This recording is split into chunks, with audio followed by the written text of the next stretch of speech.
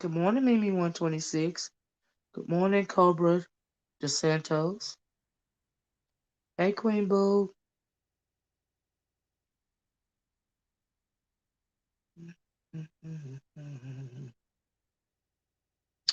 Okay, guys, how you guys doing this Sunday morning?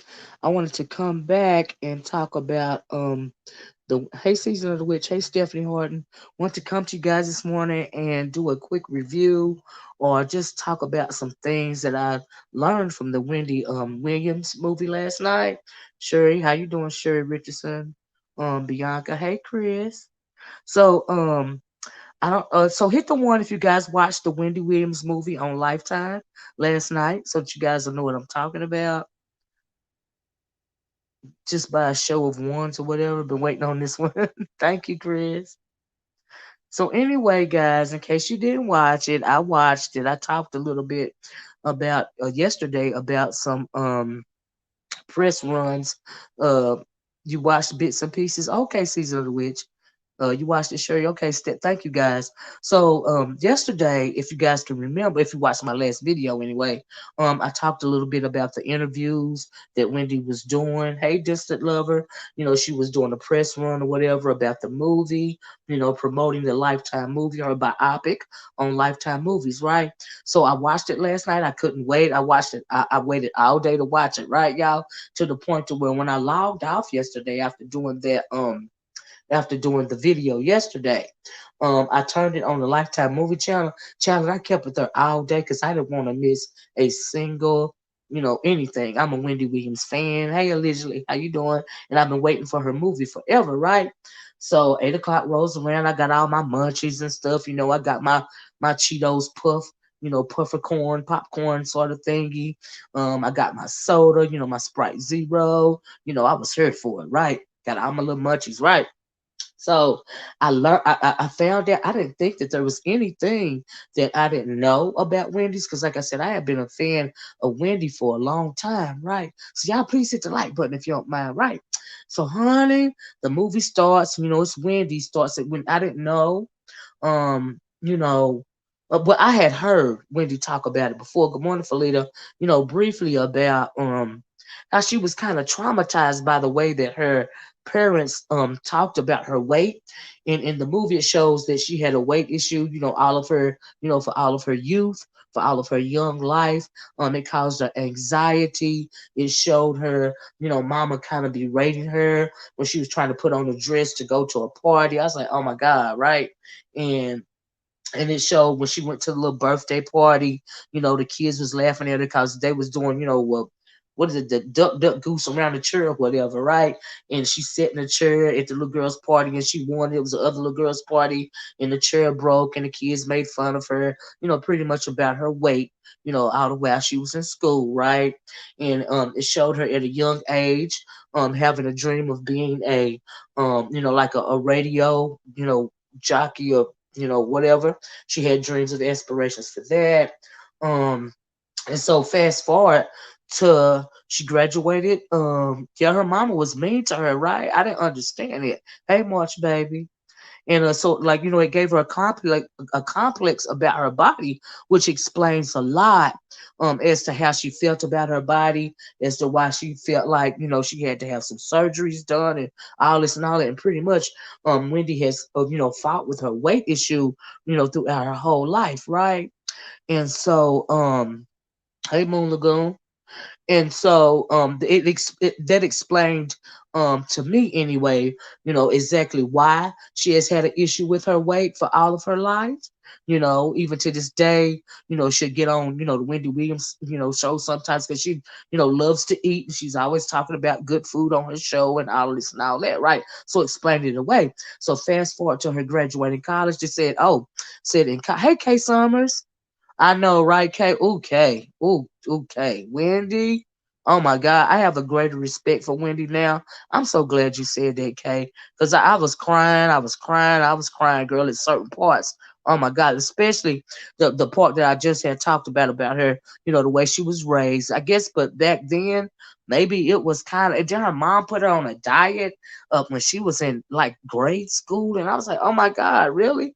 You know what I mean? Her parents were crazy to do that to her. No wonder she was the way she. Yeah, absolutely. You know what I mean. And so anyway, and I think and that's childhood trauma. Do you see what I'm saying? It's childhood trauma. There are many ways that you could traumatize your child, especially when it comes to a girl, and you're talking about her body. You know what I mean? And so that was a source of trauma to her, even to this day. I think, and like Kate and whoever, it shaped the way that she thought about the way that she perceived herself and the way that she perceived other people. That's what I was getting from it. So anyway, y'all, so she graduates college, and she had a little radio in college, and all of this and all that.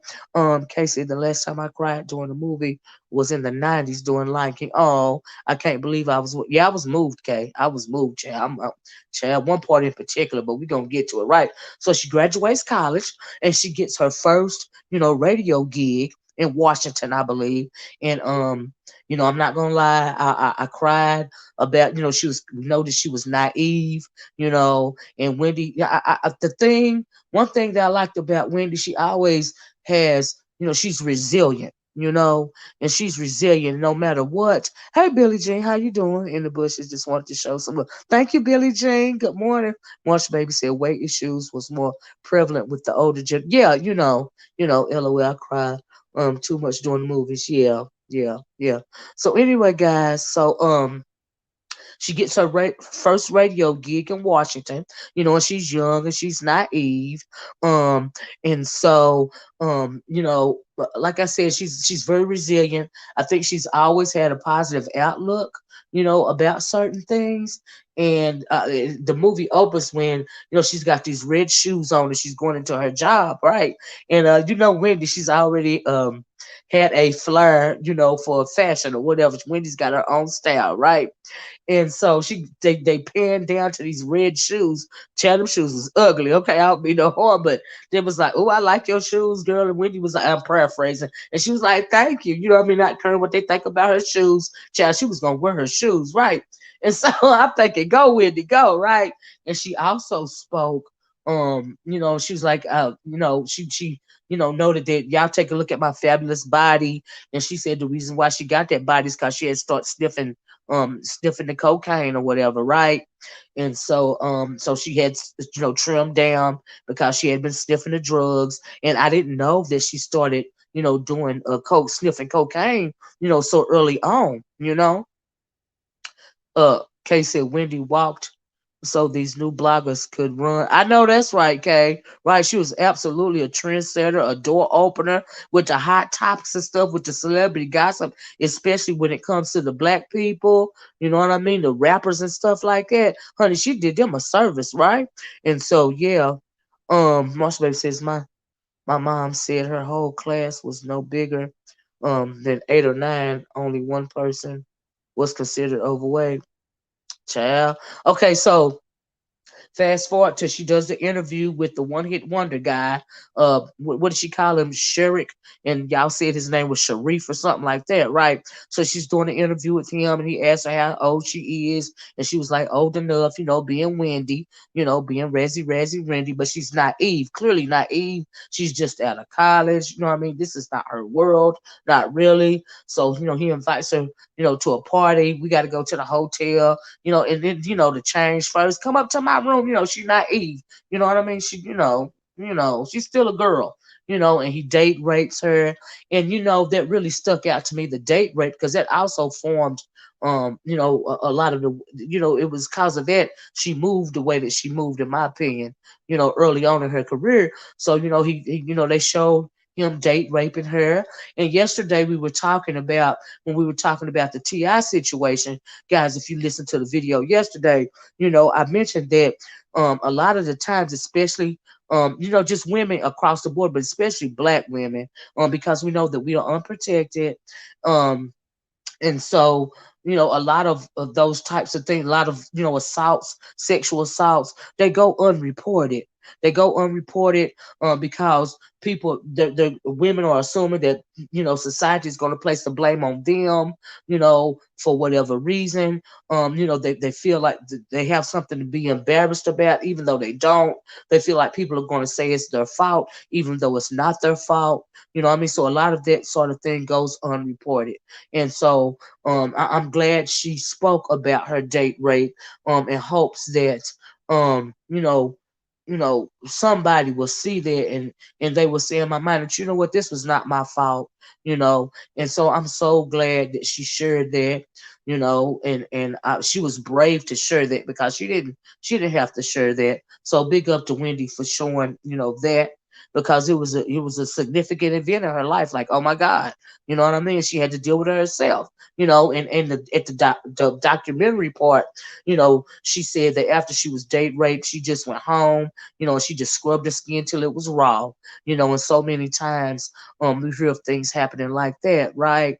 So that happened, and she got, she worked her way through it the best she could by herself alone. At one point, she called her dad, and I think she was really wanting to talk to him, or somebody, him or her mom, about, what had happened to her.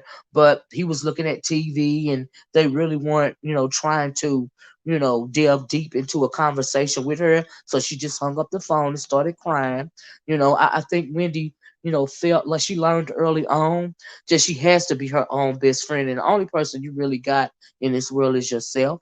Do you see what I'm saying? And so, and oh yeah, I forgot. Yeah, she took the AIDS test, because AIDS was, in the news, in this incurable disease, and thank God she didn't have the AIDS. You know what I mean? And I'm glad you brought that up too, because when I was watching her take the AIDS test, it was cool of her to even bring that up. Because even today we have a problem with AIDS amongst heterosexual women. The reason why the epidemic is so high when it comes to, they say, when it comes to black or female heterosexual women, is because pretty much you're sleeping with men and you're not thinking anything about AIDS or anything like that, but AIDS is ever present. It is still incurable disease, but the numbers are really high when it comes to heterosexual, women, for a whole lot of reasons, right? Hey, Granny Love, right? So I'm glad she mentioned that. I think that was awesome. That was a message, for a whole lot of people. And so, yeah, hey, Tamika. And so, anyway, she gets her new job, right? In New York, right? And I was like, yay, go Wendy. Okay, and so she mentions, now I'm gonna tell y'all something I didn't know, but let me mention this right here. Right? Well, two things I learned. So she moves to New York, she gets her first job, right? First she was commuting. Oh, I didn't know that her first job in New York was a part-time job, and she was commuting back and forth between Washington, and New York. Wendy is a hard worker, and she also mentioned, I heard her mention it before, that through her adult career, she had never been unemployed, for more than 2 weeks. So, honey, that is a hard worker. Go, Wendy, right? And so, she gets her job, her permanent job in New York. They offered her more money. She says she went from making $9,000 to $60,000. I was like, you go, girl. Do you see what I'm saying? Go, Wendy, girl, right? And so, she also mentioned that um she had a first husband. She was married before she was married to Calvin, right? So she didn't mention his name. She said it was very brief. They only stayed married for 5 months, and there's really nothing to talk about, right? So y'all know I'm messy, right? I'm nosy, child, especially when it comes to this entertainment news, especially when it comes to Wendy Williams, because I had no idea that she was married before, right? Now, some people might have known that she had a first husband. She called it a starter husband. I had no idea, right? So she didn't say his name, right? So, honey, I went and Googled the honey who was Wendy Williams' first husband, right?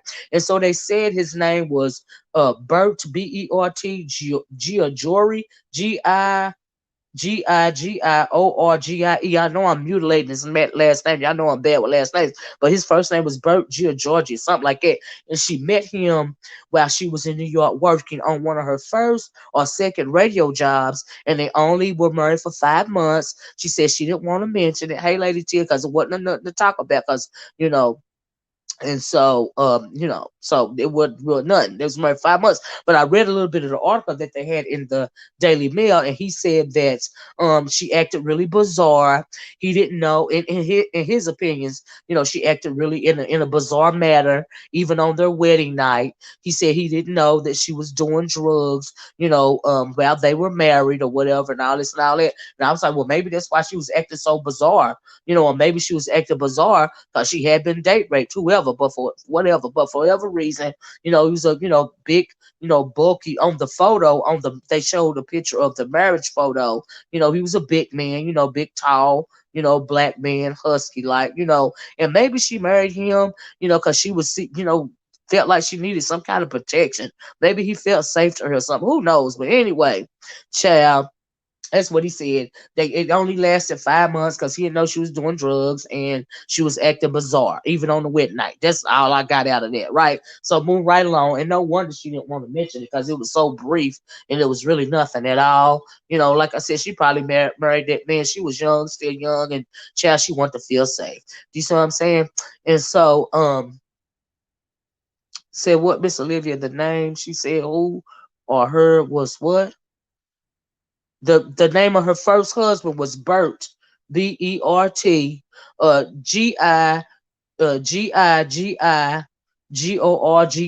Bert Georgie or something like that. And she met him when she was working at her first radio job in New York, or her second, Lady T. And so anyway, move right along. So honey, let me tell you something, the tea, baby. So after she said that, right, I had no idea that Wendy Williams. Now I don't know if you guys might have ever heard of a rap group. They were very popular back in the day. Um, no, not the one who are. I, I'm confused. Like, no, the one who are her, who raped her. His name was Sherrick. She was saying his name was Sherrick, but they were saying yesterday that they pronounced his name Sharif. That's the person that date raped her. His name was Sharif. They say he got a video here on YouTube, but she was calling him Sherrick. But they said that his name was pronounced Sharif yesterday. That's the person that date raped her. That didn't sound like no brother name, but he was black. He's a black guy. And didn't in New York, you know how it is. You know what I mean? But he was. I saw a picture and everything. He was a black guy, big old tall, husky, Rick Ross looking black man. Do you see what I'm saying? And so yeah, he was black. I seen the if you a Google Wendy Williams' first husband, you can see a marriage photo. They got a marriage photo in the Daily Mail where they interviewed him, and so yeah, you can go see it for yourself, Chris. Just Google it. That's all you got to do. Uh huh. Uh huh. Fictionally Ricky Tony in the movie, and so okay, right. So okay, move right along. I had no idea. Back in the day, there was a very popular rap group called Herb B and Rakim, right? And so I didn't know that Wendy had a relationship with Honey Rakim of the Eric B and Rakim rap group, right? And so, honey, Rakim wasn't no good. He was using Wendy, right? She said, they showed, they got in a relationship or whatever. They was doing the bed or whatever. And then he was like, "Can I use your car? Cause you know them scrubs, and y'all remember that? Was it the TLC song? No, I don't want your number. No, I don't want to give you no scrub. That song, right, honey? He was a scrub. I was like, what? What? So honey, he asked to use her car, child. This probably happened a couple of times. She's sitting there waiting on him in her car so she can go to work. She asked him to be on time because she don't want to be late for work, child. And he all late, with the car. He kept being late with the car. So she said she rented him a car, child. Now, mind you, he supposed to be a rapper, and she met him at a party. And he was, spinning the records or whatever. And she liked him. They kicked it out. She thought it was her boyfriend or whatever, right? Um, Anyway, so Doris Butler, let me say this, y'all. Doris Butler says, it is not Sharif. That is another singer, and he is still living. Okay, I'm just telling you what they said yesterday. I just let me say, yeah, Eric B and Rakim, honey, but the Rakim part of it, I was like, what? Go Wendy, girl, go Wendy. Now, back in the day, like I said, these young folks might not know, but I remember Eric B and Rakim, right? That was cool, but I didn't know Rakim was a scrub chap. I was like, honey, Hey, Kingsmina, it was Eric B. No, it was Rakim. It wasn't Eric B. It was Rakim, the one that she was fooling with. It was Rakim. Now I remember it was a Rakim. It wasn't a Eric B. Okay, I'm just saying. Jim misleading. No, it wasn't Eric B. It was Rakim.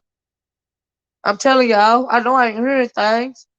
So it was okay. So everybody saying it was Eric B. I heard Rakim. Maybe I heard it wrong. Okay. Well, whichever one it was. Okay. Everybody saying the consensus showing that it was Eric B. Well, okay, I'm gonna change it to Eric B, but I'm gonna go back and look at it, right? You are wrong, short. Yeah, okay, thank y'all for correcting me. So it was Eric B. Maybe I thought it was Eric B. Maybe I thought it was Rakim because when I remember that group back in the day, I remember Eric B and Rakim, right? And so maybe I just thought it was Eric Kim and it was Eric B. Thank you guys. Thank y'all so much for correcting me. So everybody in the chat saying I was wrong. It was Eric B. Thank y'all for correcting me. Okay. So she had a relationship with Eric B. Okay. And Eric, who is this? Why is they on my channel? Promoting their own channel. Chad, you better get your life. Anyway, right. So it was Eric B. Thank y'all for correcting me. It was Eric B. Okay. Eric B. All right. Yes, Sherrick actually died. Right. He died in 1999. So it was Sherrick, right? Somebody said it wasn't. But somebody said yesterday they was calling his name Sharif, right? But Wendy was calling his name Sherrick. Actually died in 1999. Wendy was right with the name. Okay, the name was right. So the name is Sherrick and not Sharif. Yesterday, hey, Brad. Brandy said, yesterday they saying his name was Sharif. So his name was Sherrick. She was pronouncing it correctly. Okay. And so anyway, hey, Ronnie Q. And so anyway, move right along. Please, my apologies for saying the wrong name, the wrong person in the group. So everybody let me know real quick that it was not Rakim, it was Eric B. That was the scrub. Okay. And so yeah, she loves thugs and dope dealers because she said when they put down their guard, they said, yeah, I heard her say that, but we ain't got to that part, right? So anyway, it was Eric B. So come find out he was a scrub. He was using her car. She was being late for work. We know how scrubs move. They always want to use your car because they ain't got one. Okay, that's why I never fool with a scrub. I've never fooled with nobody, that didn't have their own home and their own vehicle and their own job. Okay. And so anyway, so she rents him a car, right? She rents him a car, and I guess he was supposed to turn the car back in and he didn't turn the car in. So one of her assistants, busted in the office saying, Wendy, they going to take out a warrant for your arrest, cause of this rented car. She was like, well, cause the rented car was in her name and she got into it, with him about, the rented car. So he finally comes, back to her crib or whatever, right? And throws the keys at her and say pretty much it's over. And she was like, F you, you know what I mean? And so, well, come find out, Wendy got pregnant by Eric B. Okay. And so she's showing where she went alone and had an abortion. I didn't know that she had an abortion. I learned that last night. But she had an abortion because she was pregnant with Eric B's baby, right? And so I was like, oh my God, I hate that she had, that's yet another thing she had to go through alone. Right, I didn't know she had an abortion. The nerve of him driving that rim around like it was his. But it's exactly a whole bum, a whole scrub. Okay, never would I ever fool with nobody like that.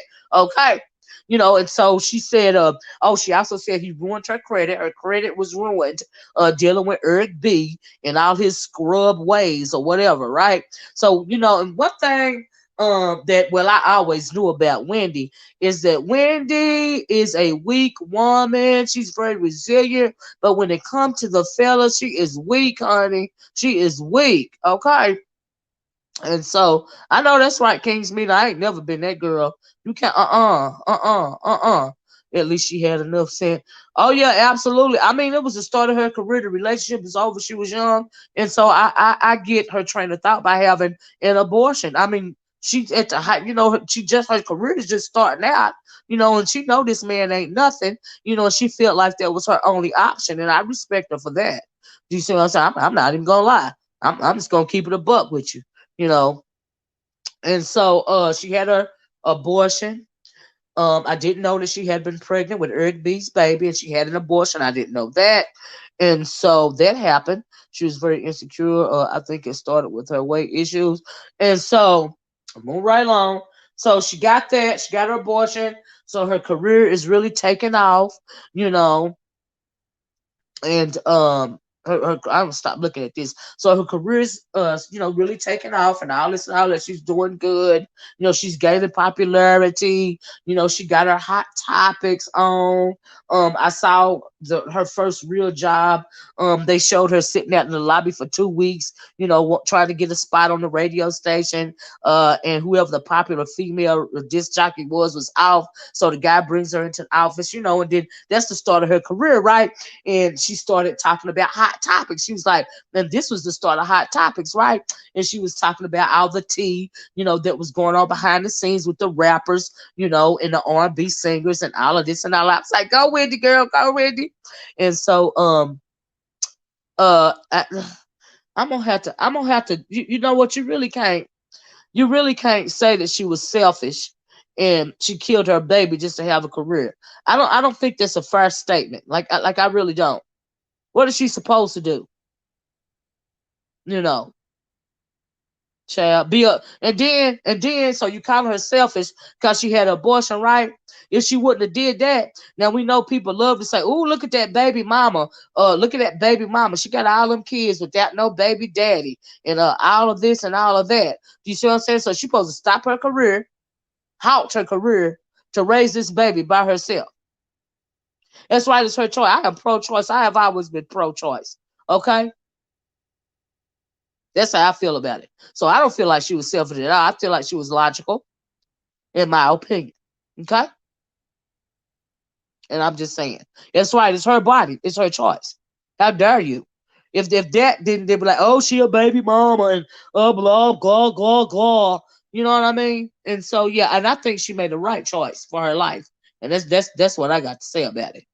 Yeah, because it's your body and you do. Is there a lot of women today that don't be wanting to be called a baby mama? A lot of women today, a lot of black women in particular, do you see what I'm saying? Are choosing career over education and career over family. Do you see? And part of the reason why is because you got these fools running around here that want to knock you up, and don't want to take her home. And then they want to turn around and either call you a baby mama or call you a B because you got them on child support.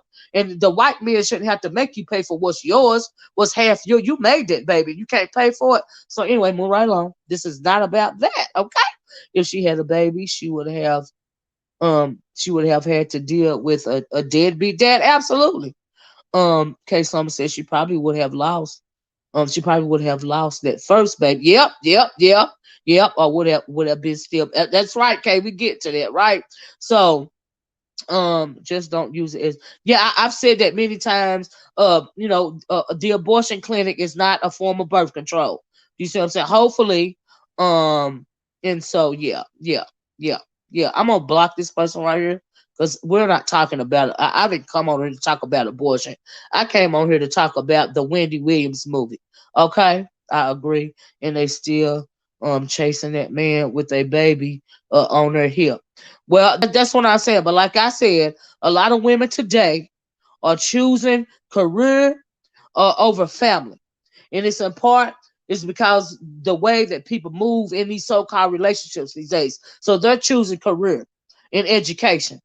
All right. And I don't blame these girls. All right. And it's unfortunate, but I don't blame them. It is what it is. All right.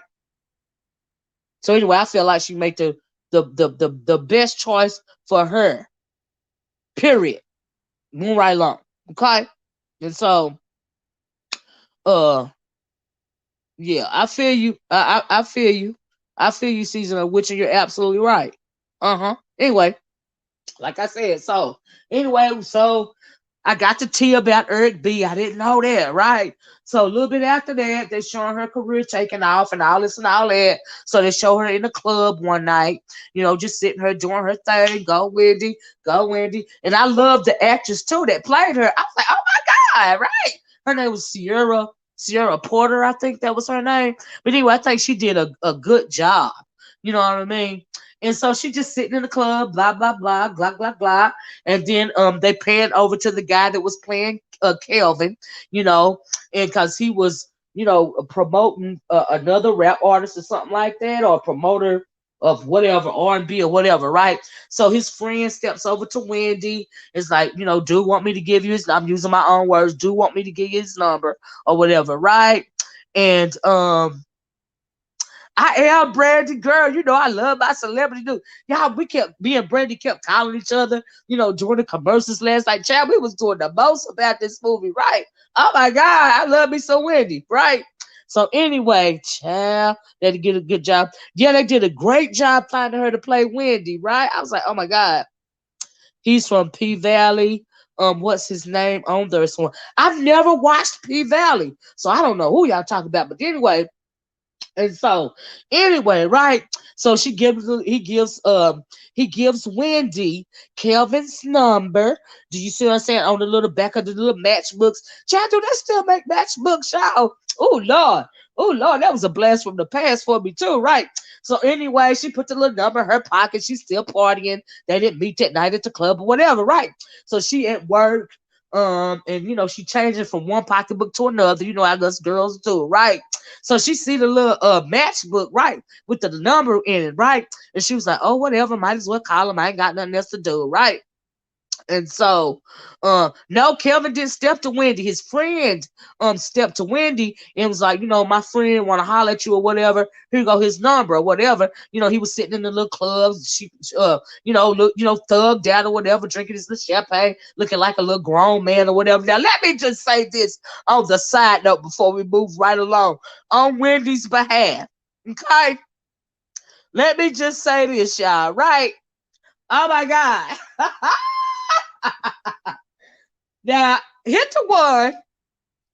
If y'all would have glanced over there at Kelvin, the way that they had him sitting in that chair with that champagne looking real, delicious, okay? Now, how many of y'all wouldn't have called Kelvin? Let's tell the truth. How many of y'all, if y'all didn't know he wasn't a dog, like Wendy didn't know when she was young, and if that's your type, because a lot of us don't mind that type or didn't mind that type, Kelvin didn't rape her. So did anyone figure out who the? Yeah, we gonna pass it. You're gonna have to rewind it. You're gonna have to go to the first of the video, Monique Hurst. We already talked about that. Anyway, that conversation. No, I couldn't think of it.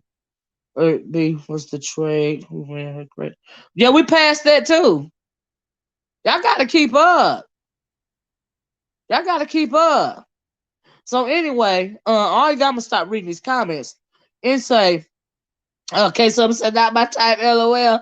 Yeah, he need to be a little darker. You know what I mean? He need to be darker. A couple of shades darker. I ain't gonna lie. But just the way that he was presenting himself, I'm like, okay, you know what I mean? But like Kay said, darker. But I feel you, Kay. But the way yeah, I was feeling it back in the day. I was feeling it, yeah. No, I ain't saying about the skin color. I'm saying about the type. Do you see what I'm saying? A lot of us had that type, be it dark skin or light skin. Do you see what I'm saying? That type. Right, a manly man. Okay, that's how he presented himself. I'm just saying. And so anyway, right? I would have called him too, Jaleesa. I'm not even gonna lie. I'm not even gonna front. I would have called him too, just the whole, especially when you young. I like his build. Yes, yes. Now, Kay, we short down in the South, girl, and we like them. We know we like them bulky. We don't like them all skinny and all this and all that. Honey, we know you want a man to look like a man, and then the dark skin on top it be extra, right? So anyway, move right along. I would have called Kelvin if it was me. I'm not gonna lie, right? Anyway, I'm just saying. So right, so she goes to her job, and she's like, "Ooh, changing one pocketbook for another." Y'all that got me off by what I was trying to say. Yeah, right. I used to be attracted to the tub site, so yeah, yeah. Back in the day when we was young, it was, I mean, a lot of us was attracted to that type. I was. I'm not even gonna lie. Child, child, the swag, yes, yes, come through, child. Child. Anyway, bye bye. But so she decided to call Kelvin. She changed it from one pocketbook to, so she called him, and she was like, I'm gonna be at work till 6. If you out there, you out there. If you're not, you not. Let's hook up. Bye. Right. So he calls her right back. He's like, yeah, I'm with it. So honey, she gets off work, and so she right back, lady. Child, my thought processes, they started rolling back in the day when I was young, child. Okay, so I was like, oh Lord, I would have called it too. Oh Lord. But see, anyway, move right along. So she goes out the door at work. Her work day is over. Okay. I don't think the real Kevin is bad looking. He's just a, yeah. I agree, short yellow bus. I don't think you're bad looking at all. You know, you watching it now, you feel the street. Okay. And so anyway, right? So, he out there waiting for her, looking all, looking like a looking like a treat. Do you see what I'm saying? Looking like a snack, standing in front of his ride when Wendy's walking out the door, right? So they get in the car and they get to talk and they smoking their little blunt or whatever. Do you see what I'm saying? And she was like, dang, ooh, ooh, I'm feeling him. Ooh, ooh, I like him. So this is when they in the car, right? So, they had their little date or whatever. They had a couple of dates. And at one point, and she was showing like, she was saying, what she say, like, she liked the thuggish type, like, cause when they take their guard down, they real sensitive and sexy and all of this and all that, right? Which is true for a lot of them, right? And she said a piece of toast, perhaps. Y'all a mess. And so anyway, LOL. That be my problem. LOL. You don't wanna reach out. You reach out. I ain't never had a problem calling a man. Now you got to give me your number first. I'm talking about when I was young. You got to give me your number first. I'm not gonna give you mine. Absolutely not. But you can give me yours, and I think about it. If I think you're gonna be worth it. Do you see what I'm saying? So yeah. And so I understand why she took the number. I get it. You know what I mean? And I understand why he gave her the number. You see what I'm saying? He didn't want to ask her, for her number. You know what I mean? Because she might have said no, or she might have gave him a fake number. And y'all know y'all done gave out a whole lot of fake numbers before, at least back in the day. Do you see what I'm saying? And so yeah. And so I believe that when she met Kevin, she was drawn to him due to the fact of how she was treated by her parents. He showed her love. Is that well? Which is bringing me. I'm glad you said that. Uh-huh. He was treated by her parents. She showed her love, but then found out much later he was controlled. Well, see, here's the thing, and I agree with that. Me either giving me your number is the is the only way. Yeah. You'll hear from me. My choice. Exactly, short yellow bus. You can give me your number. Don't ask me for my number. This was me back in the day. Do you see what I'm saying? If I want to holler at you, I call you. If I don't, I won't. This is point blank and period. But you're not gonna be, because to me, you thirsty. When you all up on me and I don't even know you like it, that mean you thirsty. That mean I can't. That mean we can't talk. You weak and you thirsty. Like no, like man up. If you really want to talk to me, give me your number, and I might call you, and I might not. But it's my choice, so I agree with that. Anyway, I ain't got a problem with calling somebody if I wanted to talk to them. You see what I'm saying? And so, yeah, that was my issue, because I didn't like nobody coming up to me when I was in the club.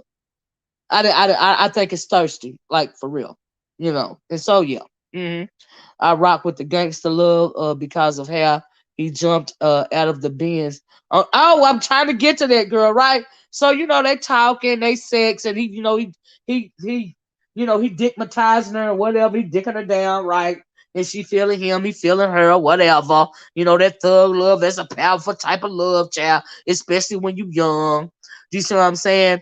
And so Wendy, he's real protective over her. He's the alpha guy. that's going to protect her. He's going to protect her heart. She can talk to him. He's not one of those guys that you can't have a conversation with. He's really there for her. He had to have some brain on his shoulders because he could keep up with the conversation. Another thing I never liked about guys, is some of them you literally can't have a conversation with.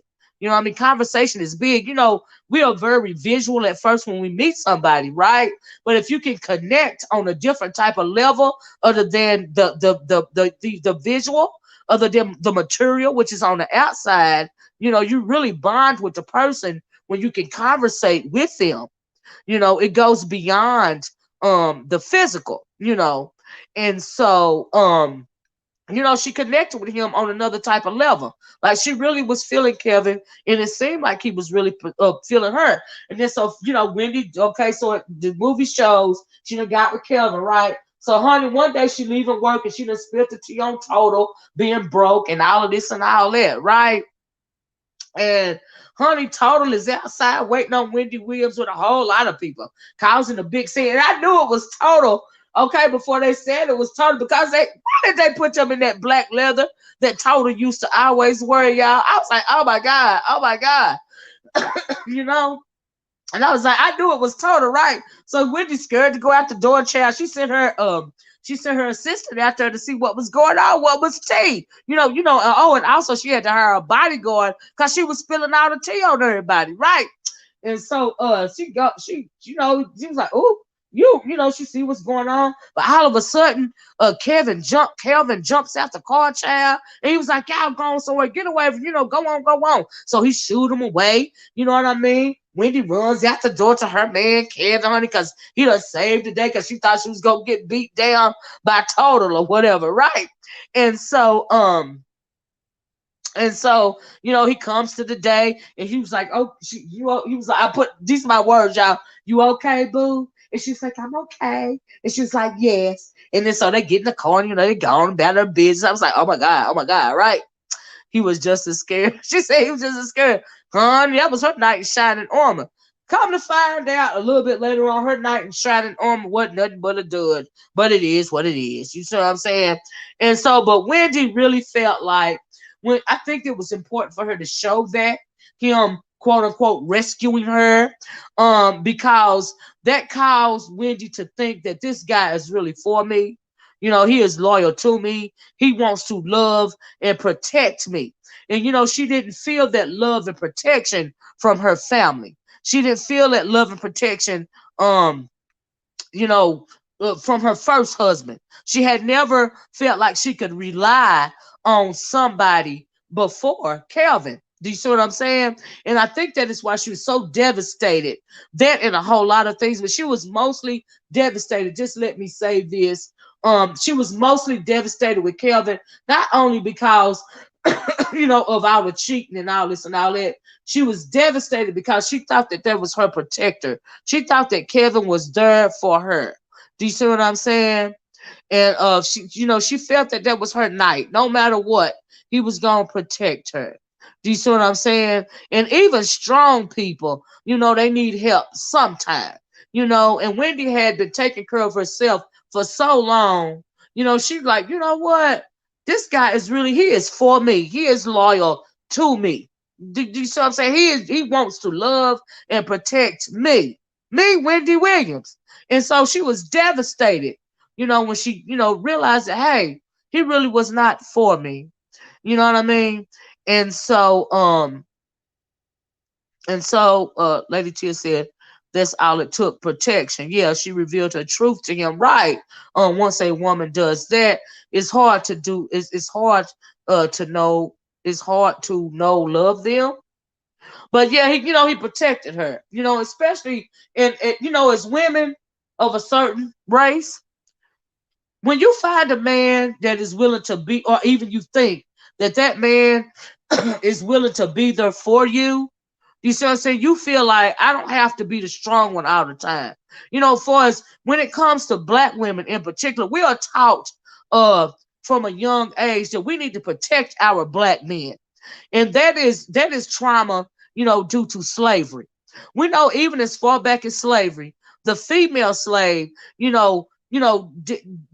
whatever she could do to protect that male slave. Okay? And so a lot of us was taught from a young age that you got to protect the black man. Do you see what I'm saying? And so when she finally found somebody that she felt like she could, that could protect her. You see what I'm saying?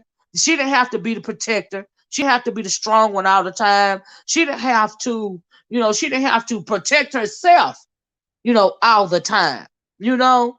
And so, yeah, she fell madly in love with Kelvin, not because of the way he looked on the outside, not even because of the conversation, because she felt like that was her protector. I finally found somebody that could protect me. You see what I'm saying?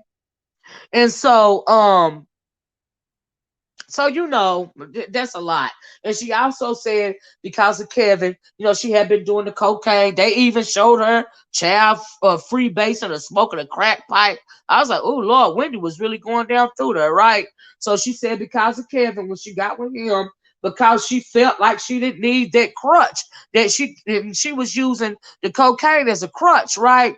And that's why they showed that part when she was sitting in the bed, and she was like, I done felt this way about my body, all my life. I'm gonna have surgery. I'm gonna have liposuction. I'm gonna have a breast implant. That is her feeling so safe and protected by Kevin that she can, let him know about her insecurities. Now, one thing I always told my girls is this: I don't care who you're in a relationship with, you don't never tell that man everything about you, okay? Especially your innermost demons, your weaknesses, okay? Because a lot of times, because at first, a lot of us have been on this love high. I love him to high heaven. I can share everything with him. But if you tell this man all your deepest, darkest secrets, one day it could come back to haunt you, right? So I've always told my girls, don't never, tell them every last bit of your business, especially that part that's between you and God. Do you see what I'm saying? You never do that because some of them will use it as a weapon. Okay. And so, that's it. Never tell them what your last man did to you. All of that. You never do. You never want to bring your baggage into a new relationship, good, bad, or indifferent. Don't never bring your baggage from a past relationship to another relationship. That's just wrong on so many levels. That's wrong for any woman to do. Do you see what I'm saying? You don't never carry one baggage to another. Because if you're still holding on to the baggage of that old relationship, it means that you need to deal with it and you ain't over with it. You ain't let it go. That's why it's called baggage, because you ain't let it go. And you carrying it from one relationship to another. You see what I'm saying? And so anyway, she told him too much. I felt like she told him too much, right? And it came back to haunt her. You don't never do that when it's coming to a relationship. Don't never do that. That's a mistake because they will weaponize, right? Some of them will weaponize, right? So anyway, he protected her. They got in the bed. She said she having a liposuction and all this and all that, right? So she said that she had seen in the gossip magazines, how the stars were getting the breasts done and the liposuction. She wanted it too. You know what I mean? We know that she done had an issue, with her body weight, all of her life, an issue with her body, an issue that started because of her mom and dad and how they always, called her fat. We know the story, right? So, honey, she had her breasts done. She said she ended up talking to the doctor. She said, I'm a big girl and I need big breasts. I said, you go, girl. Child, she got the big badunkadunks up there. She got that liposuction. Honey, they showed her going into that job. Everybody looking at Wendy. Child, you could not tell Wendy she was that big. Okay. I was like, go, Wendy, girl. Just go make it feel good about you. You see what I'm saying? And my mom told me, don't give a man the power to feed you. Right. Because they then will have the power to starve you. Amen, short yellow bus. Amen to that, baby. What you said? Child. They don't know how to be protectors of their women. You got that right. Auntie, I did not know that he put her in rehab. I thought that she checked herself in. No, I knew that he put her in rehab. I thought you checked herself in because if you noticed that he had the power of attorney, yeah, for her medical issues, that's when I knew he was not the one. Yeah, he had too much power. You could tell Wendy got them 90s in play. Okay, it was super huge, right? She had them Dolly Parton titties, baby. Okay, she need to upgrade. And a dancer, yes, she does. I better back her. Okay, child. And so anyway, right? So if Wendy was under a serious threat, I believe Kelvin would still be at her side if she was under any serious threat. Shoot, he was a threat. He was a threat. Her brother also said, him and Wendy fell out about her breast implants. He said that she started messing with her face. Child. Pamela Anderson size breastises. Okay. Child. Anyway, y'all, right? So she had a little breast implant and her liposuction. She was feeling good about herself.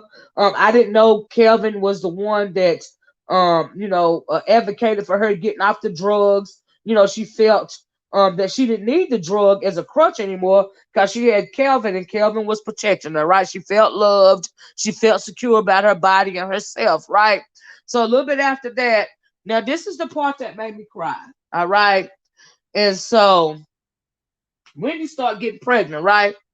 So she got pregnant the first time and she had a miscarriage, right? So she got pregnant the second time and she was pregnant for 5 months and they showed her in the grocery store. She fell to the ground. The grocery store clerk had to call the ambulance. She lost her second baby at 5 months. Now remember, she had a miscarriage. She had an abortion. She had a miscarriage. She done had another miscarriage at 5 months. At 5 months, of age. I mean, at 5 months old, that baby, that fetus is a baby.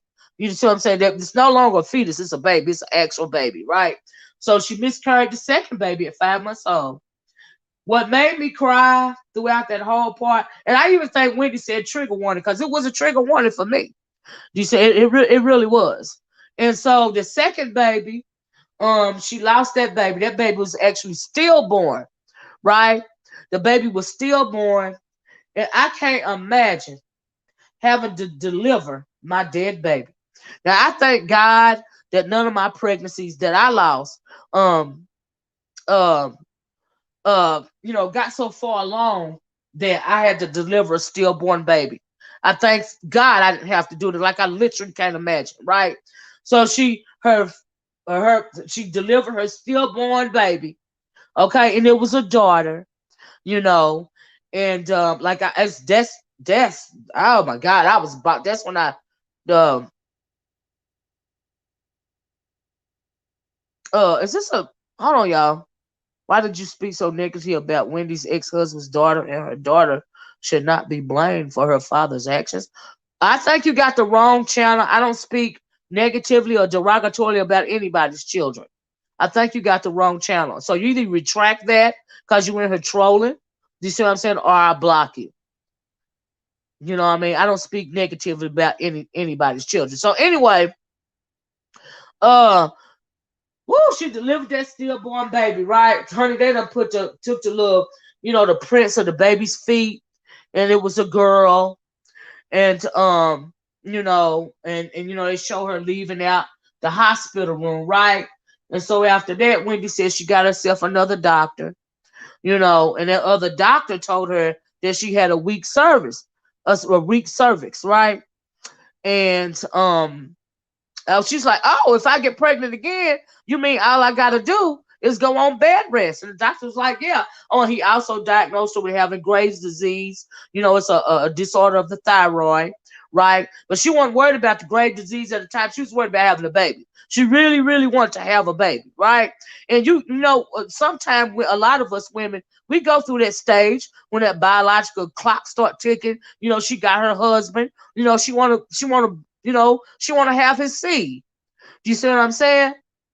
And so it shows where this part in her mind, Kevin was really sweet. and he was there for her. Honey, she went on total bed rest, and she was doing her show. But Wendy was still working, child. She was still working. They done found her some back in the day equipment, honey, and she doing her show, child, from the bed. And they showed Kevin rubbing her feet, just really being there for her, and she would never totally hate Kelvin, because he was there for her, because if it wasn't for him, doing his part in the relationship, it would have been much harder for her, to have her son. And so I think she will always have a soft spot in her heart for the way that he took care of her. And according to Wendy, and from what I saw on the screen last night, he took very good care of her while she was pregnant. And so she would never totally hate him. You know what I mean? And so they was a team for that baby, right? And so she had her son. She had little Kevin. And I was like, go, Wendy, girl, because she did that thing. She was a trooper. And I cried about that. But, honey, it was a trigger warning for me because she kept losing them babies. Okay? And I told y'all about my trials and tribulations when it comes to pregnancy and all of that and all that. Do you see what I'm saying? And so that's why that was a trigger warning for me, and so yeah, I'm glad she had her son. So after that, she finds out a little bit after that. No, they pans to. She said she gained over 100 pounds or something, right? When she was, she was on bed rest, but she still had her son.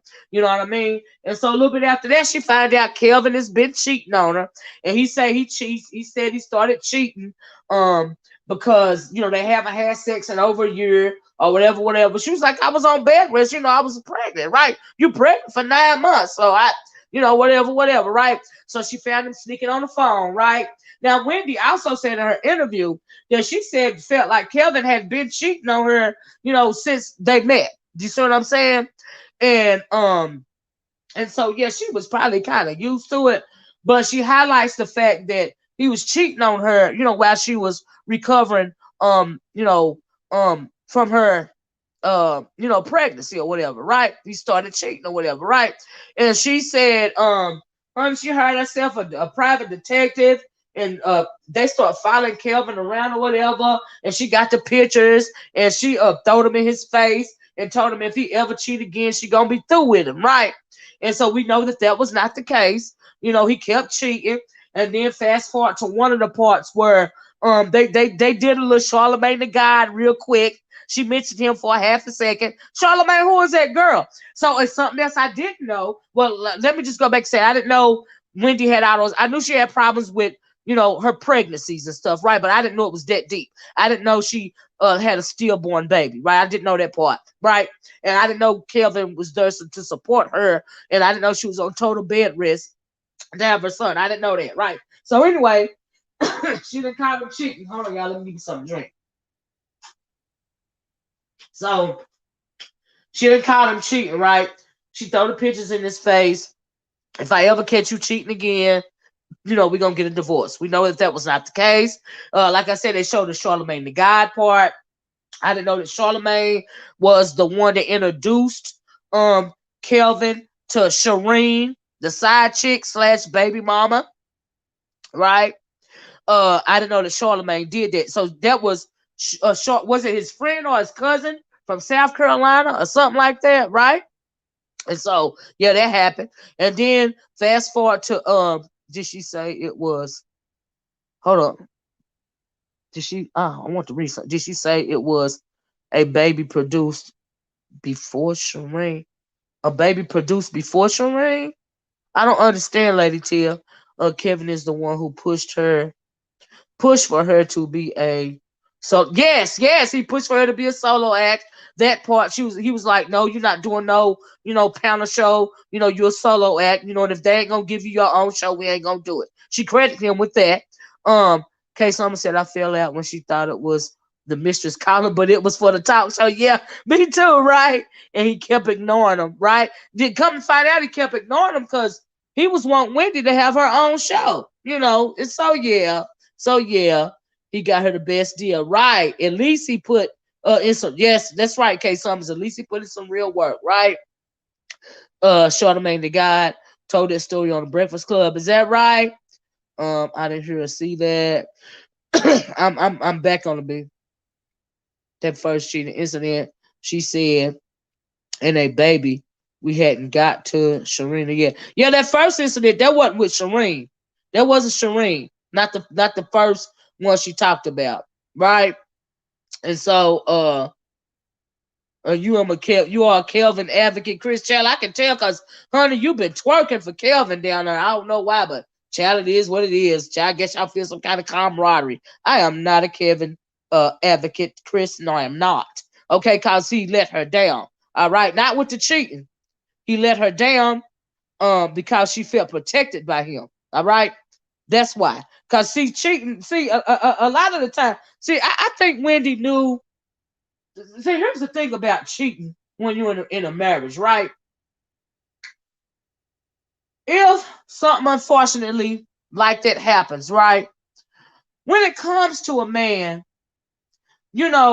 sex, they look at sex differently from women, right? And just cause a man is having sex, extramarital affair, it don't mean he don't love you.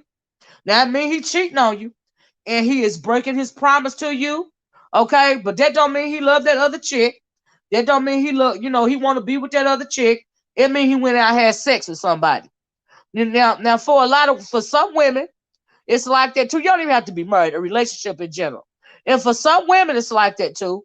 But for a lot of women, we look at sex in a different light. We look at sex as, something greater than just some of us, with some people, as just having sex. You see what I'm saying? Like, we are really giving our love and all of our energy and our self, to that person that we laying down with, right? And so, but I think for Wendy, when he was cheating, of course she's not gonna like it. He disrespected her. Emotional versus physical. Thank you, Season of the Witch. For a lot of us, it's emotional, especially us women. But for a lot of men, Chris, I ain't mad at you. I'm just not paying no attention to you, child. But keep doing you, love. I ain't mad at you. You got a right to your opinion, right? And you be one of the few men, you and Cloud, that pop in here, child. It is what it is. I ain't mad at you. But anyway, I'm still gonna say what I'm gonna say. You still gonna say what you say, Chris. We're gonna agree to disagree and move right along. Okay. And so, for all his cheating, it's a huge effect. She betrayed who? Betrayed who, Lady Tia? Hey, DOD done popped down for all of his cheating. Let me wrong. Who betrayed what? He was grossly imperfect, but he wasn't a leash. Oh, yes, he was. Or a threat. Oh, yes, he was. And she's wrong to portray him. I disagree, Chris. I disagree. I experienced Wendy's situation. Yes, he was a lech, and he was the relationship was toxic. Okay. Anyway, so I want to read what Lady Tia was talking about, but I didn't see it. But anyway, who betrayed him, Lady Tia? Chris, she betrayed him for all of his cheating. It's a huge effect. Who? Now, Wendy didn't say she had an affair or nothing like that. Yeah, how did she betray him? That's the question I was asking, Stephanie. How did she betray him? He earned every dime. I disagree. Because Wendy done told us time and time again that Wendy is on the frugal side, right? She told a story on her show one day to Wendy, say she's so frugal, honey, that when you know how you wash your hands, in the kitchen or whatever, you go get your paper towel.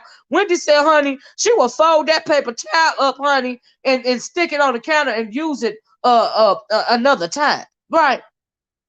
I was like, child, Wendy is frugal, but Kevin liked the good life. He liked the flashy cars and all this and all of that. You know what I mean? And he was living his best life off of Wendy's money. And y'all know when it went to the documentary, she was like, Kevin effed up. Kevin effed up. He'll never find a woman like me again. And she is absolutely right. And he messed up because what he did, not only did he cheat. Oh, let me fast forward to this. So we know the cheating and all this and all right. We up to date with the past. Now we on to the part about the Shireen. Let me talk about this because I've been on it for an hour, right? I didn't mean for it to go on this long. So yeah, Wendy is frugal. Wendy done said she frugal. Okay. Wendy done said she frugal, right? And so anyway, yeah, girl, y'all getting with it. I'm sitting back watching and loving this combo. And so anyway, right? So Fifi Fine says Kevin could have loved her and worked hard for her and be emotionally abusing her right at the same time. The two could happen at the same time, right? When he was emotionally abusive. Now, now I'm glad you brought that up because now we all heard those rumors about Kevin physically abusing Wendy. Now we know he was absolutely financially abusing her and emotionally abusing her and mentally abusing her. We know all that, right? But Wendy said that yeah, Ebony, we already said Charlamagne introduced Kelvin to Shireen because of the South Carolina connection. You have to go back and listen to the replay, babes. Yeah, we already got to that part. Anyway, so Wendy was saying that he was not physically abusive to her, right? Now I guess you put in that part because of the rumors that was going around, because we all heard of that it was rumored that allegedly Kevin had a padded room in their house, and when he wanted to beat on Wendy, allegedly he would take her to that room and punch her, but would never punch her in her face. And we know that he was uber controlling over not only herself but the career in the whole house, right? So, but when she showed that part of him slamming that box that had a watch, and she was like, oh, another designer watch, right? And he slammed it on the desk, right? After she said that, and then he slammed it down again and pushed the chair out the way. I felt like that was Wendy alluding to the fact that, yes, he was physically abusive to her, but for whatever reason, that is a source of great, embarrassment for her, among other things. The fact that she allowed him to put his hands on her for so many years, right? Allegedly, right? And so I really felt that. She said out of her mouth in a documentary that he wasn't physically abusive, you know what I mean? But I felt like she was alluding to it when they showed that part when she was having that meeting. He came in there, with the box, with the whatever, slammed it down on on the desk or whatever, right? So I felt like she was alluding to that. And so move right along. Fast forward to the part to where Wendy, she done now I think that he we saw in the blogs when Wendy went to the rehab, right? When she was in the sober living house, right? We saw that, right? And so I think that the reason why he admitted her into that sober living house is because he know that Shireen was pregnant and he didn't want Wendy to find out about it, because Wendy's stipulation had been, okay, I can deal with you fooling around, but I can't deal with you having a baby on me, right? So he done admitted her because he had power of attorney over her medical needs or whatever. So honey, he done put her in that sober living house. Well, Wendy, she finds out about it anyway, and of course it's a bottom line. And I wanted to talk about this in particular because not only was it the fact of him getting Shireen pregnant, because they had said he had convinced Shireen to have an abortion because allegedly Shireen was pregnant one time before, right? So not only was she pregnant with his baby, number one, it's the fact that, come to find out, it was a baby girl. And I think that when Wendy found out that he had a baby girl, that was the bottom line. And I think that was a trigger for her, or that was very traumatizing. Kelvin now got a little girl, but we had a little girl together, and our little girl was stillborn. I lost my daughter. I lost my little girl, and you're going to come over here with this side chick, and you're going to have not only a child, but you're going to have a daughter with the side chick? I think that was it for Wendy. I think that, that broke her heart. That broke her heart. She had a girl, and Wendy lost her baby girl by Kevin, but the side chick got a baby girl, by Kevin. Do you see what I'm saying? And I think that fact alone is the reason why when I saw that part, Because people were speculating after the whole funeral incident, right? Will she get back with Kelvin? You know, because she was speaking so glowingly of him. Every time Wendy get to thinking about the fact that Kelvin had a baby girl, yeah, boy or girl, it was scandalous, but you know, she was gonna leave him irregardless because he had a baby in general with Shireen. He knew it was the bottom line, because Wendy had such a hard time conceiving. You see what I'm saying? But the icing on the cake, the thing that drives it home for Wendy is why she will never get back with him is because that baby is a baby girl. Okay? And her baby girl was stillborn. And Kelvin knew that Wendy was going to be through with him if that girl ever had a baby.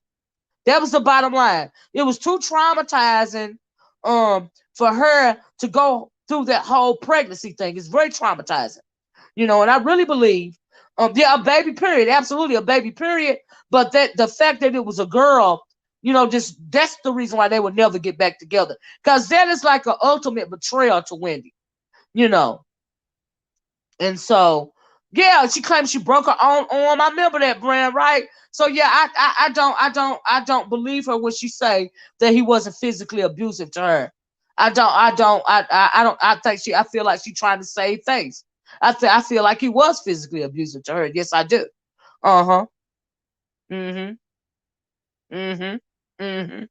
So anyway, yeah, because after you can't end up, baby's permanent. Yeah, but so yeah, I think that was the ultimate betrayal. The ultimate, she had knew, fast forward to now, she had knew that they had been having an affair forever and ever. And did y'all see that part to where she got his friend in there, and she started talking to the friend? You know what I mean? And the friend is the one that gave up the tea about him buying old girl a house, and it was nothing but 10 miles away from. I forgot that part. I thought I was getting my whole life. I was getting a good kiki. Let me tell y'all something. Y'all remember that part with her and Wendy that found the house, right? She done looked at the little mail and all of this and all of that, right? And she done gorilla glued the mailbox shut. Then she goes over to the garage, right? She taking pictures with her little camera phone of the inside of the house and everything, right?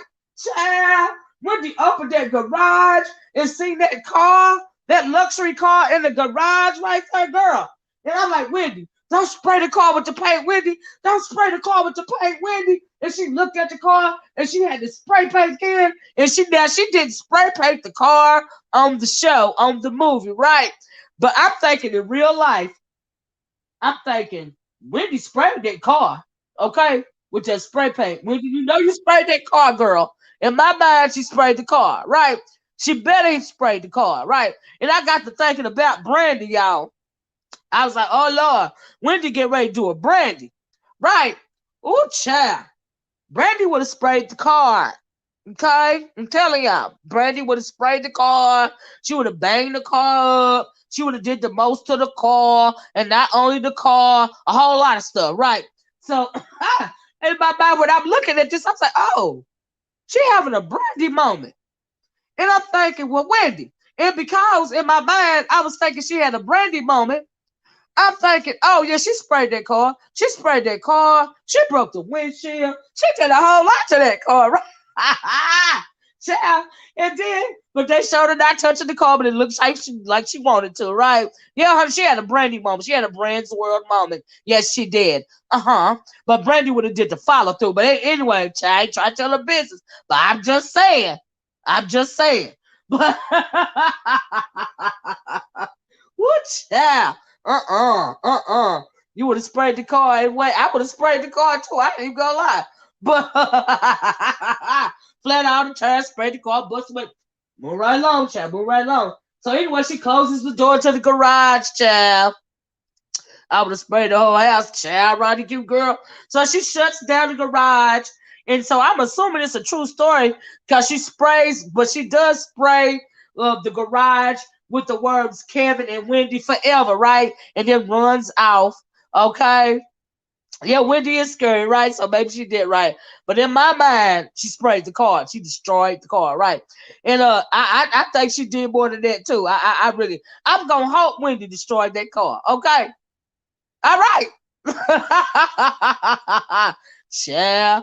K7 says honestly, for the most part, she would gradually spill her own tea on the show. Right. I knew a lot of what we saw in the movie, the weight, the miscarriages, the coke, etc. You're right, Kay. A lot of it, Wendy, I've been looking at Wendy for a long time. A lot of stuff a couple of things I didn't know, and a lot of things, like I knew she had miscarriages, but I didn't know it was in depth. I didn't know she had a stillborn baby. You know what I mean? And so, yeah. And so, yeah, child. Ooh, child. Anyway, so I got my whole life with that little part about the child, about the spraying the garage door, right? Yeah, and just say, Wendy kind of goofy and quirky, right? So she done sprayed the thing and she tried to get the heck up out of there. Do you see what I'm saying? I'm really shocked on how hard she was engaged in drug. Well, she wrote it in her book, Crystal, about how long she had did the cochlear. Yeah, she wrote that in a book. You got both of her books. She talked about the pregnancy. Is that right, Sean Yellow Buzz? Yeah, she have forever talked about her drug use. You know what I mean? I think Wendy started talking to spilling her own tea because she didn't want nobody to have that sort of thing over her head. Because she was spilling everybody's tea, and she was like, if tea gonna be spilled about me, I'm gonna spill my own tea. Do you see what I'm saying? And then they said at some point, I think in the documentary, she felt like she was going through a lot of stuff. She felt like it was, just her turn for the tea being spilled on her. Because for decades she had spilled everybody else's tea, so it was just her turn. I remember them saying that in the documentary. Child, did you see in the documentary? She said Shireen came to her. Yeah, Shireen came to her house and was taking pictures of her house. Yes, I seen that in the documentary. Yeah, they said, but maybe Shireen came to her house and was taking pictures of her house because Wendy had been to her house taking pictures of her house. Honey, I don't know, but the side chick was really bold, okay? She was really bold. And Wendy said that the side chick and Calvin, his baby mama, ain't even living in the same place right now. And I'm like, well, you know why? Because the thrill is gone, honey. He's not having an affair with Shireen anymore. Sometimes when it's the thrill part of the affair that people like, right? And so now that they don't have to have an affair anymore, they're quote unquote together now, the thrill is gone. Honey, he done moved on to the next affair. Cause Serene thought she was special, honey. She thought she had super puss. She thought her puss was all knowing and all seeing. No, honey, you was just a side chick. You was just a thrill. Okay? And now that you're not the thrill anymore, he done moved on to the next thrill. That's all that's going on. Okay? She thought she was special. Kind of find out that no, I wasn't special at all. Okay, I was just the thrill. All right? You see how that happened? But like they say, how you get them is how you will lose them. Okay? She kind of resembles Wendy, just a chubby version of her. He has a type. Is that right, Chris? She don't resemble Wendy to me. Adultery is a betrayal alone. What does that mean? You've been typing that forever. You keep saying the same thing. Adultery is enough betrayal by itself. I agree. Absolutely. If that's what you're trying to say. But anyway, the thrill is gone. Moved it right along. She thought she was special. She not. Whatever. But what she did by having that baby was she messed up the coins for both of them. She messed up the coin for Kelvin, and she messed up the coins for herself. She should have played her part. Okay, she had been playing it forever. Why you didn't continue to play your part? Yeah, he would never marry her, in my opinion. She was just the thrill. She will for always and forevermore be the side chick. Okay? See, here's the thing about side chicks. They eventually, if they stick around long enough, they feel like that they should be the wife. They want to be the wife. They want him to totally leave the wife alone because they feel jealous of the fact that they're the side chick and they want to be the wife. Okay? And some side chicks know that, hey, let me play my side chick part. Okay? Do you see what I'm saying? She in love and wanted his baby. Her clock is ticking. Well, yeah, possibly, I guess. And seeing as how they allegedly say that he requested that she have an abortion the first time, the first baby. Maybe that's what it was, right? And the side ain't as good when the man is gone. Absolutely. He was always honest about the situation. Wendy begrudgingly accepted it. I mean, yeah, she accepted it, but she had a bottom line. The bottom line was the baby. Kevin knew the baby, is what I'm saying, Chris, was the bottom line. Shireen, she said, well, I'm having this baby. And Kevin knew it was the end of it. It was done. She had the baby. It was it. It was no more. Yeah. Mm-hmm. There's some new kind of side chicks out here today. They show up. Okay, Lady T, they don't know how to play that role. But y'all know what? By Kevin moving Shireen down the street, right? You know what I thought of? You know, back in the old days, right? You will have a man. What's that song? Papa Rollins. What Papa was a? Yeah, she fumbled the bag. She showed did to Lisa. She didn't play her part. I'm like, girl, you ain't smart. Why you not playing your part, girl? You getting all of the benefits. You ain't got to worry about none of the duties. Okay, you should have kept having fun. You didn't know now how to play your side chick, and you messed up the bag. Oh yes, you did. So anyway, move right along. I'm just saying she messed up the bag. So you remember what's that song? Papa was a Rolling Stone. Wherever he laid his hat was his home. And when he died, he left us was alone. So you know, back in the old days, you know, a man would have a family on one side of town, child. Did she really fumble the bag? He did get 10 million for 10 million. That ain't nothing. He get 10 million. He get alimony. That ain't enough for Kelvin. Short Yellow Bus. In his mind, she fumbled the bag. Now in her mind, that's a good question, Short Yellow Bus. She don't feel like she fumbled the bag, but in Kelvin's mind, she fumbled the bag. Okay. So yeah. Does Shireen have any businesses? How come after 13 plus years of being a side chick and she don't have no? I don't know. Well, I heard they said sometime. I read a story about she had want to be a masseuse and she was going to school for a masseuse and she wanted to open up a massage therapy clinic or whatever. Whether the action came to fruition, I don't know. Do you see what I'm saying? I'm gonna get beat up here. What you talking about, Chris? Ain't nobody paying no attention to you, Chris. LOL, I laughed so hard when she said something about her wearing name brands and in her wearing name brands and in her car. Right, Crystal. Right. You know, cause you know, Kevin liked the finer stuff and Shireen with her country ass, she was getting the finer things too. Do you see what I'm saying? Mm-mm. Do you think Judge Masters will speak to Wendy again, especially after the movie? I never know that they didn't speak. I don't know nothing about Judge Mathis. Do you see what I'm saying? Wendy was done in radio. Kev saved her A. I said, no, you won't, Chris. You won't. I disagree. Wendy called her a backwoods what? Wait. I missed that part. Wendy, a backwoods Barbie. Child, no, she didn't. That Lady Tia, she wrong, but probably true. What Lady Tia said, Lady Tia said he was at Wendy's house with his NASA lenses watching her Sheree. Watching what? Watching with the NASA lenses watching Sheree house. Oh, child, he had to keep the girls in check, right? And so he had to keep an eye on her. You right about that.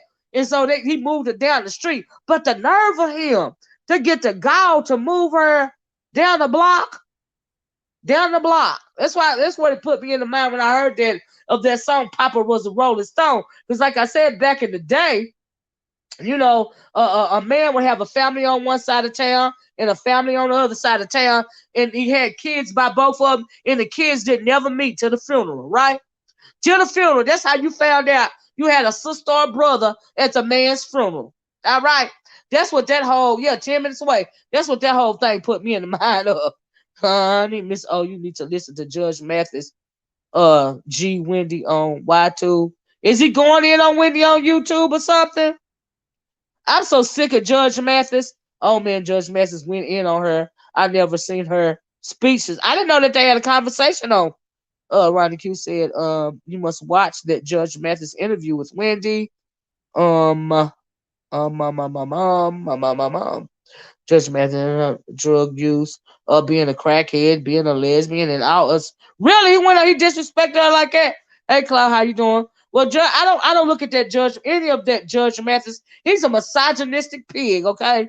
And I have no interest in Judge Mathis. He another Tommy Sotomayor, okay? That's why I don't look at him.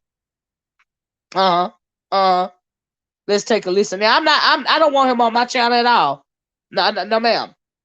You know what I mean? Yeah, he a whole weirdo. He another Tommy Sotomayor. Uh-huh. This was years ago. Was it years ago? I had no idea. Man, Judge Mathis dragged. It's very old. Right? Yeah, I ain't even never heard of it. I'm not even gonna lie. I don't deal with nothing Judge Mathis got to say. Nothing. That's just my thing about Judge Mathis, y'all. Not nothing against y'all, but no. Nope. Mm-mm. Mm-mm. Mm. Judge Mathis was on her show. Was he really? So he dragged her on her show at Chris, but it was ultimately Wendy's talent. That's right. Wendy was the talent. She just let him. She allowed him to lead. Exactly. Thank you. Which a lot of women do, right? But she already had a career when she met Kelvin. Wendy was already destined to do what Wendy is doing. You know, it was her destiny. Do you see what I'm saying? If anything, he blocked a lot of stuff when it came to a lot of good stuff and a lot of bad stuff when it came to Kelvin. Do you see what I'm saying? We know that in Kelvin, for all intents and purposes, for the most part, he's a freaking opportunist. Do you see what I'm saying? But do I think that he had some love for Wendy at one point in time? Yes, I do, and I think that he still does. But the opportunist in him, and the you know the insecure. You know, a lot of men, they cheat and they have multiple women because of insecurity. Okay, and so his insecurity even overrode his opportunism. Okay, and so her knight in shining armor was nothing but an insecure scrub at the end of the day, in my opinion. You know, and it was so hard for Wendy to come to that realization. You know, yeah, he got her. He did. He got her greatest deal. At least he did that. But I think Wendy Williams would have had that deal with or without Kevin. I really do. I really do. Yeah, it's definitely I agree. But he made an investment. Investments deserve a return. He didn't make an investment. What did he invest his time? Because he didn't invest no money. You don't have to meet a moral code to get or earn a return on that. You know what, Chris? I agree that he did see her as an investment. So yeah, because he saw Wendy's talent. He saw that she was a star, and so I guess he did put it in on it. But he didn't. What he didn't. He didn't put in money. You know what I mean? He put in stuff like emotional attachments and stuff like that. So yeah, that was his investment. That's why it was so hard for him to let it go, and he got tremendous gains from that investment for over 20 years worth of gains from that investment. At Ronnie Q, it was Judge Mathis, Joe Brown wanted Tina Turner. Shorty Other Buzz true, but it may not have been the same. I'm losing high now. She put him in a better position because of his protection. I agree with that, Lady Tia. And you know, a lot of times when the woman, y'all remember what was that show about the lady that did to her? What was her name? The Netflix show. What was her name? She did to her. The first black woman with the hot comb. I can't think of her name. But anyway, she was way more successful than her man. You know what I mean? And she put him in a managerial position. Madam, what was her name? Madam C.J. Walker. We saw Madam C.J. Walker do the same thing. Yeah, thank you, Kay Summers. You know, put her man in a position of authority because she is the true talent. Do you see what I'm saying? And so, you know, a man will start feeling insecure if he is not the primary breadwinner. Do you see what I'm saying? A lot of men will feel insecure if they are not the primary breadwinner. Even though he was an opportunist, and I'm talking about Kelvin, we still felt insecure by the fact that he wasn't more successful than Wendy. Okay? I want to know why she didn't talk about his affairs with men. Chad, you know, those are allegedly, and she didn't. I mean, it was only a 2-hour show. Okay, they weren't. You know, it was a whole lot of stuff in the blogs that she didn't cover in that movie. Okay, so yeah, Jaleesa says men don't realize that oftentimes we're the ones making them feel like they're actually doing. You're actually right. Feel like you make them feel like a king, right? Actually doing something. Remember, Wendy said in her doc, she already had the show. Just had to make him believe he did it. Absolutely. Wendy was her destiny is her destiny. Kevin did not make or break her. She was gonna have that show irregardless. Okay, or make them feel like they are the breadwinner. Absolutely. Chris, maybe so. I think he was in management when they met. Yeah, he said if you're talking about Kevin, he did say he managed a couple of groups, or he was doing setting up the talent, getting the groups jobs and stuff like that. That's what he did. Prior to him meeting Wendy or whatever. Same with the lady who played the medicine woman. I don't know what that's about. But yeah, we saw that in the movie not long ago with the Madam C.J. Walker situation. You see what I'm saying? And so, right, Chris. And if the shoe don't fit, baby, don't put it on. If the shoe don't fit, don't put it on. Do you see what I'm saying? If it don't apply, let it fly. You know what I mean? Because yes, a lot of men are kings on their own, all by themselves. That's why I said if it don't apply, let it fly. Don't get in your feet, Chris. Don't get in your feet, okay? It was said that Kevin had made some bad investments as well. I believe it. That came out when the divorce proceedings started. I believe it. And don't need a woman to provide feeling. Child, Chris ain't his feelings, y'all. She was determined to get away from home, so that drive you can't buy. Get away from home. Get away from home. Get away from home. So that drive you can't buy. LOL. I don't know what that means. Oh, you talking about when she was growing up and she wanted to get away from her family. She was determined. I agree with that if that's what you're talking about. He was a party promoter. Party promoter. Thank you. That's the correct terminology. Which was very lucrative in the 90s. Absolutely, short yellow bus. Party promoter. That is the correct terminology. Thank you. No one is saying that he isn't a king, right? I'm just saying women make men believe they are more than what they are. Most of the time, you're absolutely right. You are absolutely right, especially when they are in love and committed. You're absolutely right. I heard Kevin was an ex-drug dealer. Well, she didn't say that. I didn't hear nothing about the drug dealer, but I don't know. I didn't hear nothing about it. Wendy still loves Kevin. If he had not gotten sloppy. Yeah, right, Cloud. Getting a side chick pregnant and having a baby. She probably would have. Yes, she would have stayed with him through all the cheating. She still would have stayed with it. Many women do. But that bottom line was that baby.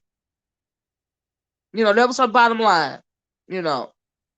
And so yeah, yeah, yeah, yeah. Yeah, basically, Chris, yes, he was. But like I said, being all of that, she felt betrayed.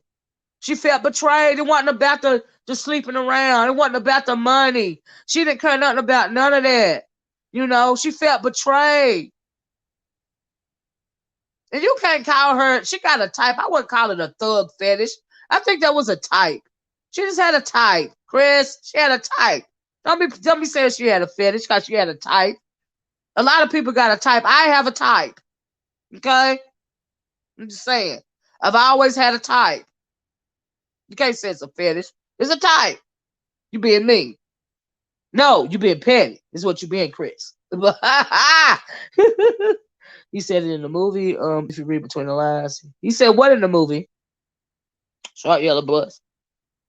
There's that too. I heard him. Oh, he said it in the movie that he was an ex-drug dealer. Oh, really? Okay. Oh, well, hey, all right. Who wasn't? A lot of men were in the 90s. It was money overflowing in the United States of America due to drugs. Child, that's what he said. K. Summers, she had a thug fetish, child. That's the first time I ever heard of that. Crystal said party promoters and drugs go together. So I believe I wouldn't be surprised. And why wouldn't he be slanging some dope on the side in the 90s? Why wouldn't he? Everybody else, a lot of people was. You know what I mean? Come on now, let's keep it. Okay. If you was around in the 90s, then yeah, all right. And Wendy is a big woman. She needed a big man. Anyway, y'all, party promotions used to be very popular when I was in college. Well, that's how Diddy really got started. You know what I mean? Being a promoter, being a hype man. You know, he went from that doing that in college to working for that record label. That's how Diddy got started. Being a promoter. Yeah. Yeah. And you're Herb One Soldier. Thank you, Short Yellow Brother. I mean, come on now. You know what I mean? You watching from Holland. What good. Thanks for watching from Holland, Yolanda K. You know, I mean in the 90s. Come on. Come on. Okay. As far as the drug and the party promoting go, the drug selling in the child in the 90s, child.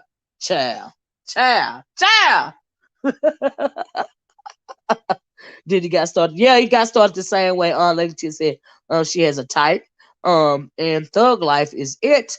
Um, some think they can change them or want to see their potential. You're right about that, Lady T. You're right. But to me, Wendy she need to find her some nice man and settle down with and just let it go. Okay? That's what she need right now in her life. You got to move on. Do you see what I'm saying? The whole party promoting could have been more of a. Yeah, it could have been. Absolutely. In the 90s, yeah, absolutely. Yeah, absolutely. Uh-huh. You know. You know. So yeah, that was common. That was commonplace in the 90s. Shit, the government was selling drugs. The United States government was selling drugs. Okay. Like I said, we talked about the other day how much money was circulating in this country in the 90s via drug sales. The government was making money off of drugs. All right. Child, child, honey. Yeah, but she need to flip her mindset. Child Wendy find a blue collar dude, right? He gonna call her. He gonna call her hood. Oh, he gonna call her hood, Lady Tim. Kevin knew about her demons. Yes, she told him her demons. With drug use. And I won't be surprised if he supplied or controlled her with the coke. Now she said she credited him for getting her off the dope. Crystal, that's what she said in the movie.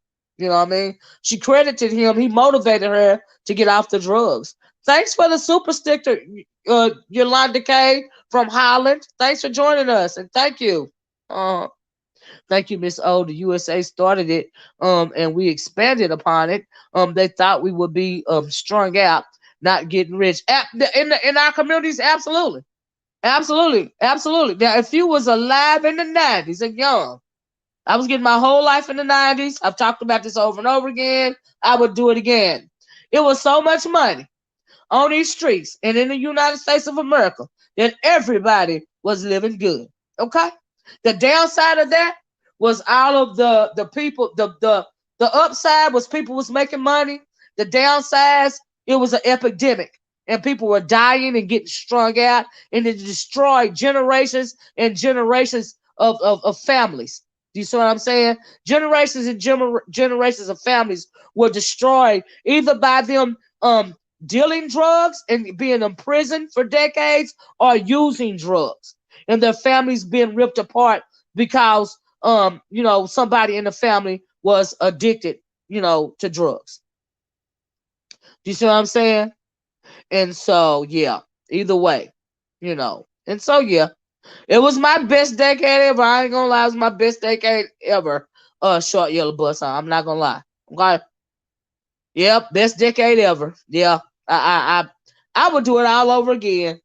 I said it the other day. I've said it today. That's my truth, and I'm sticking to it. Okay. I would do it all over again. Oh yes, I would. Ooh, then they started locking people up left and right. Yep. The drug wars. Yep. Started calling black men super predators. But see, they did that trying to cape for the fact that the United States government was dealing guns for drugs.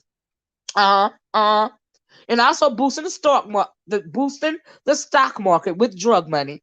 Okay. you know. Well, Crystal, you're gonna have to go back and look at the beginning of the video because we talked about that in depth. And so yeah. Me too, Claude. I love the 80s and the 90s. Yeah, yeah. That's right, Claude. That was my youth, the 80s and the 90s. You're right. Yep. Method Man just need to admit. I know, right? Why he trying to act like he didn't smash Wendy? He know he did. Talk about something. She crazy.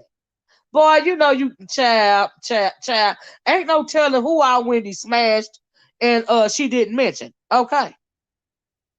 Ain't no telling who all she was getting it on with and she didn't even say their name. Okay, child. There's no telling.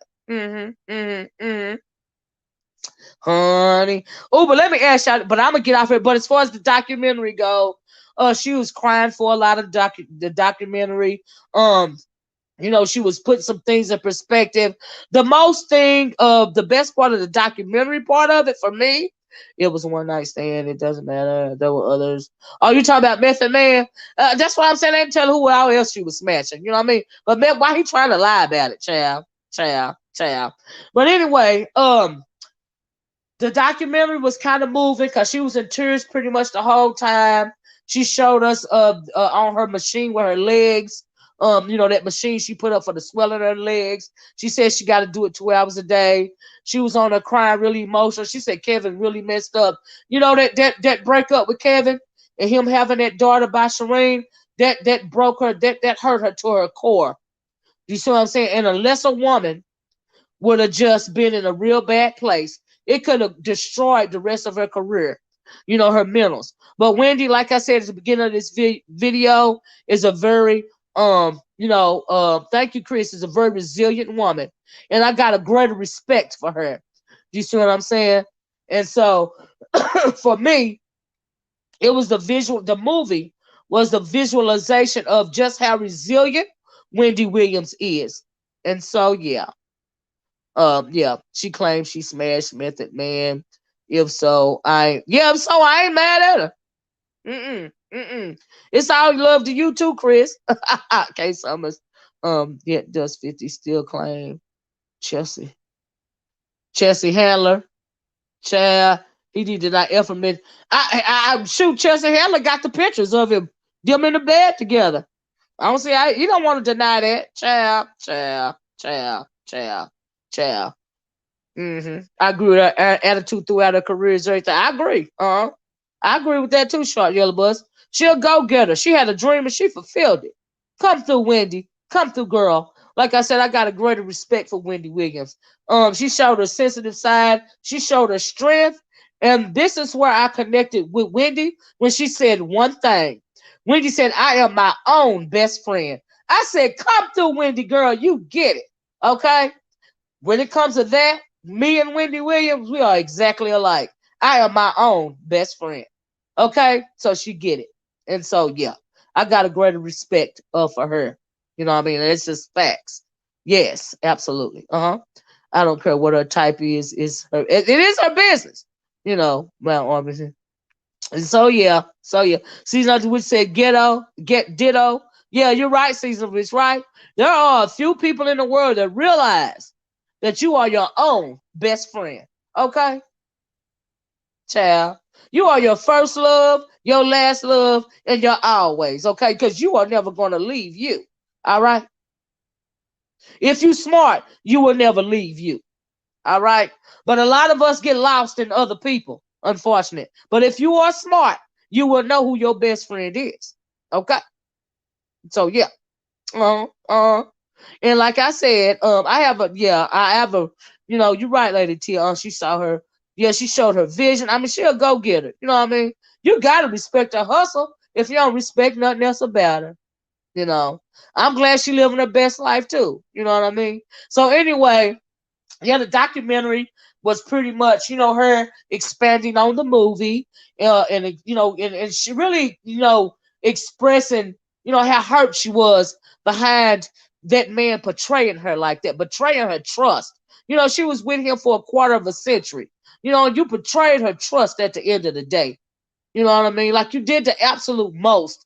And for the fact that she thought that he was really there for her. He really thought that that was her protector. And the fact that she had to come to the fact that, you know what? I have had my blinders on.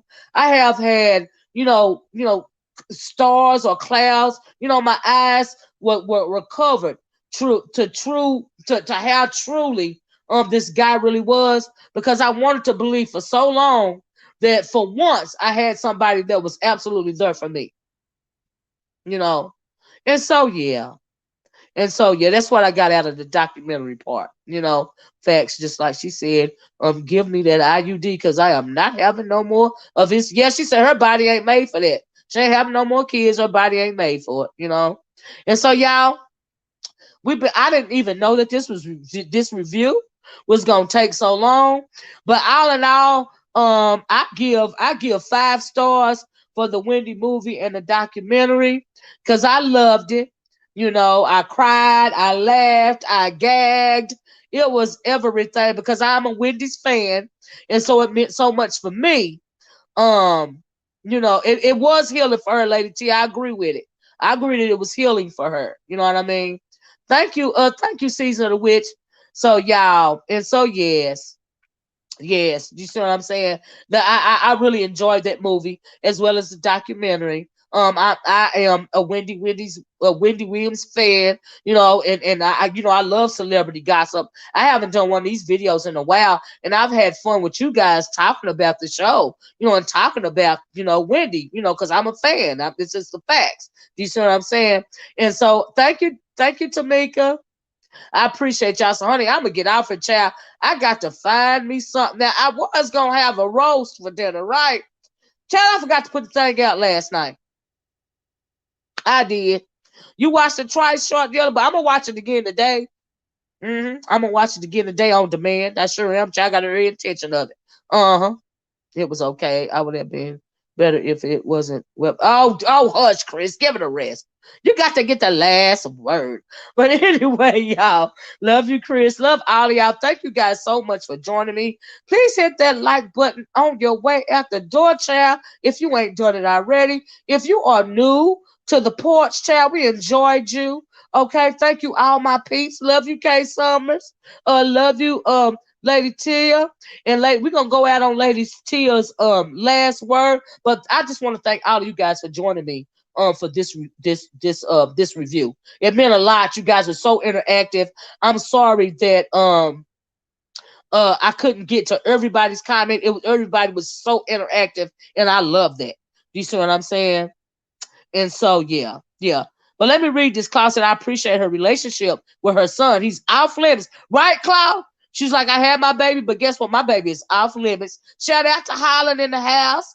Okay, shout out to all y'all. Hit the like button, like I said, on your way out the door. If you have not, please roll back the video. We've had some great commentary, some great comments in the comment section. If you guys didn't start at the beginning, please catch the replay. You will be getting your whole life like I did. Okay, and we're gonna go out on Lady Tia's last words. Okay, and this is Lady Tia's advice to us all. Remember to love yourself and everyone who loves you. Okay, and on that note, I'm gonna be out of here. Okay. See, Wendy said it too. Love you first. Oh, that's all right. All right. On that note, I love you guys. I'm gonna talk to you guys later. You guys have a great start to your work week. Be safe out there. Protect yourself. And like Lady Tia and like Wendy say, if you don't love yourself, who else gonna love you? Somebody said that. Now, somebody said that. If you don't love yourself, I think RuPaul said that. If you don't love yourself first, how can anybody else love you? Anyway, I gotta go. I'm gonna talk to you guys later. Bye bye. Peace. Ciao.